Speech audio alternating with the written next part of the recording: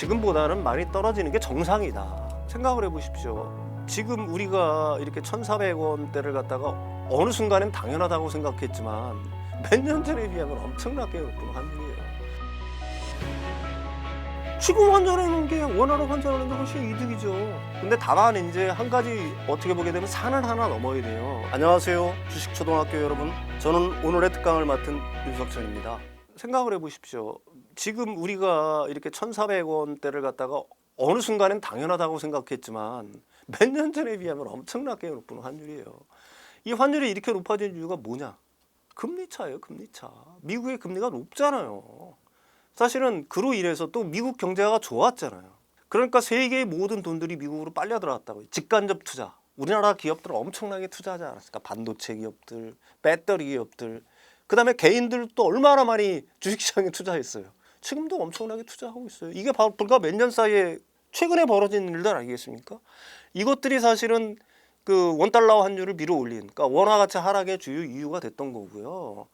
이제 이게 그 미국의 경기가 식어가고 있잖아요. 그렇다는 얘기는 미국이 금리를 내릴 가능성이 앞으로 점점 많아진다는 얘기고, 그래서 달러가 약세를 보이는 거거든요. 또 하나 있죠. 뭐 지금 트럼프의 관세 정책으로 인해서 사실 미국 국채도 믿을 수 없다. 그래서 특히 장기물 같은 경우로 해가지고 사실은 가격이 떨어지니까 거기서 이제 이탈하는 세력들, 미국 주시장에서 이탈한 달러를 갖다가 아시아 통화로 바꾼 데가 타통화로 바꿀 거 아니겠습니까? 빠져나오려고. 그런 것들이 이제 달러 하락의 원인이 되고 있는 거고요. 그에 따라서 원화도 하락 압박을 받고 있는 거예요. 근데 대만 달러가 변동성이 큰 이유가 있어요. 대만은 미국 달러랑 대만 달러랑 거의 공용으로 쓰는 나라입니다. 무슨 얘기인지 알죠? 대만 달러 시장, 원화 시장에 비해서 대만 달러 시장이 워낙 적어요. 또 하나가 있습니다. 대만은 은행이 발달하기보다는 보험사들이 그 기관 엄청나게 커요. 이 사람들이 뭐에 투자를 했느냐? 미 국채 장기물에 투자를 했습니다. 근데 미 장기물이 지금 흔들리잖아요. 그러니까 이걸 빨리 어떻게 좀 팔아야 되겠다든지 가격이 흔들리니까 그 해지를 했으면 상대가 없는데 해지를 안 한 상태예요. 그러니까 부랴부랴 해지를 하기 시작한 겁니다. 해지 방법이 뭐예요? 선물한 매도거든요. 미 달러 선물안을 현재 시점에서 매도를 해버리는 거예요. 달러 매도, 그 다음에 그 대만 달러 매수 포지션이 될 거니까 그 대만 달러 가치가 올라가지 팍 올라가는 거예요. 어느 날 느닷없이 더 뛴 거예요. 그러니까 선물한 시장이 현물한 시장에 영향을 미치면서 대만 달러의 변동성이 급격히 커진 거고요. 그게 이제 원화라든지 다른 아시아 통화에 비해서 변동성이 훨씬 커진 이유가 되는 거죠. 그러니까 대만 달러의 움직임은 약간 좀 특이하다라고 보셔야 되는 거고요. 원화 가치도 아까도 말씀드렸듯이 장기적으로는 금리 차가 좁혀짐에 따라서, 그다음에 미국 경제가 식어감에 따라서 원화도 점점 강세를 보이는 게 자연스러운 거고, 우리가 뭐 이런 얘기 하잖아요. 밀물이 있으면 썰물이 있는 것처럼 이게 뭐 지금 원화가 강세라고 하지만은 일부에서는 이거 너무 큰 강세 아니냐, 뭐 보통 이런 식으로 얘기지만 지난 5년 동안의 원달러 환율을 놓고 보십시오. 지금 강세인가? 장기 차트를 놓고 보면 결코 강세는 아니다는 얘기죠. 더 앞으로 내려가야지 정상이란 얘기예요. 달러 가치는 아까도 얘기했지만 금리, 그러니까 달러 인덱스 기준으로 놓고 보게 되면 미국의 금리가 내려갈 가능성이 많아지는 단계에서는 자연히 달러 인덱스도 낮아질 수밖에는 사실은 없는 거고요. 근데 일부에서는 이게 뭐 달러의 위기다라는 식으로 얘기하는데, 달러 인덱스를 놓고 장기 차트를 놓고 보십시오. 여전히 달러는 뭐 아직도 굉장히 어떻게 보게 되면 고평가 상태에 있는 건 확실한 거예요. 근데 이제 중요한 건 이거죠. 장기적으로 달러 패권의 상실을 얘기하는 사람들이 왜 달러 패권의 상실을 얘기하느냐? 저도 거기에는 동의를 하는 거거든요. 미국이 관세 정책을 진짜로 고집을 해. 그러면 세계는 달러 유동성이 그만큼 줄겠죠. 그러니까 20세기까지 미국은 달러를 어떤 식으로 풀었느냐? 중동에서는 오일을 사면서 달러를 풀었고요. 아시아에서 공산품을 팔면서 세계에 달러를 공급했어요. 근데 이 흐름을 완전히 막겠다는 얘기예요. 트럼프는 에너지 독립을 선언했죠. 중동에도 달러를 안 풀겠다는 얘기예요. 아시아에 관세를 부과하고 자국 생산을 강조한다. 그렇다면 뭐 아시아에도 달러를 안 풀겠다는 얘기거든요. 그렇다는 얘기는 미국의 바잉 파워를 스스로 잃어버리는 거예요. 미국이 힘을 가진 이유는 뭐예요? 많이 사줘서 그런 거예요. 그게 무역 적자로 기억되는 거고, 그게 이제 어려운 얘기로 트리핀의 딜레마예요. 기축통화는 항상 숙명이 그거예요. 풀어야 되잖아요. 유동성을 푼다는 얘기는 뭐예요? 뭘 많이 사들여야 된다는 얘기잖아요, 구체적으로. 근데 트럼프는 그걸 갖다 거부를 하고 있는 겁니다. 그렇죠? 그럼 다른 나라는 어떤 선택을 할까요? 우리 물건을 사줄 수 있는 다른 나라를 찾겠죠.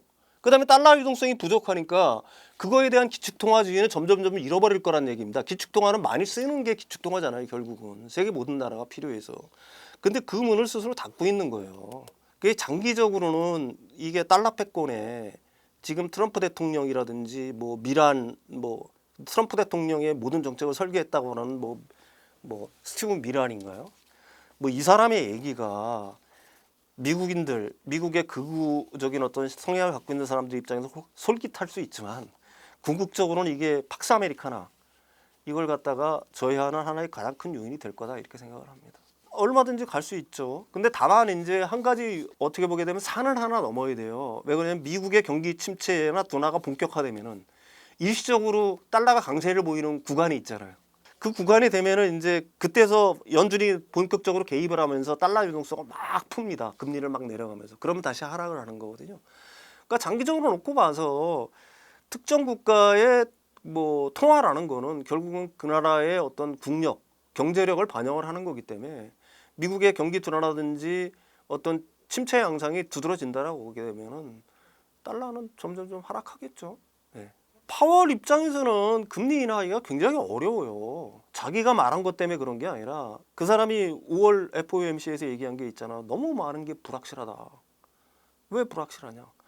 연준 내에서도 의견이 갈려요. 관세가 일시적인 가격 상승, 인플레이션 요인은 된다라고 주장하는 사람이 있어요. 그 윌러 이사 같은 경우가 대표. 그건 일시적일 것이다. 그러니까 한 번으로 끝나고 말 거다. 일반적으로 생각하면 그러죠. 관세부 25%니까 25% 맞으면 그 한 번으로 끝날 거라고 생각하는 사람들이 있는 반면에 다른 사람들은 어떻게 생각하냐면은 이런 어떤 그 높은 관세가 공급 충격을 일으킨다. 그런 공급 충격 물건이 없어지면은 가격은 계속해서 오르기 마련이다. 우리가 많이 봐왔잖아요. 지금 일본의 쌀값이 오르는 거나 우리가 얼마 전에 작년에 사고가 오르는 거나 뭐 똑같은 개념이라고 보시면 됩니다. 그러니까 이게 일시적이 아닐 거다라는 의견이 서로 간에 팽팽히 맞서는 거네요. 그러니까 현재 시점에서는 사실은 데이터에 의존할 수밖에 없는데 1분기에 PC가 1분기에 3.5% 올랐어요. 그러니까 그 전분기에 얼마가 올랐냐면 2.4% 올랐었거든요. 그 다음에 근원으로 놓고 보게 되면 전분기 2.6% 올랐었는데 올 1분기에 3.5%인가 3.4%가 올랐습니다. 그러니까 물가 목표치가 2%잖아요. 1분기에 벌써 그랬는데 2분기에는 더 올라갈 가능성이 많아. 파월이 금리를 갖다가 내릴 수는 없겠죠. 그러니까 제가 보기에는 이런 것들이 경기에 부정적인 영향을 주면서 실업률이 올라가고 사람들의 소비가 급격히 줄면서 가격이 내려가는 시점. 그게 언제냐. 가장 빨라야 7월 FOMC가 될 거다. 6월 달에는 어느 정도 공급 충격이 가셔야될 테니까 뭐 그렇게 보는 게 합리적이 아닐까 이렇게 생각을 해요.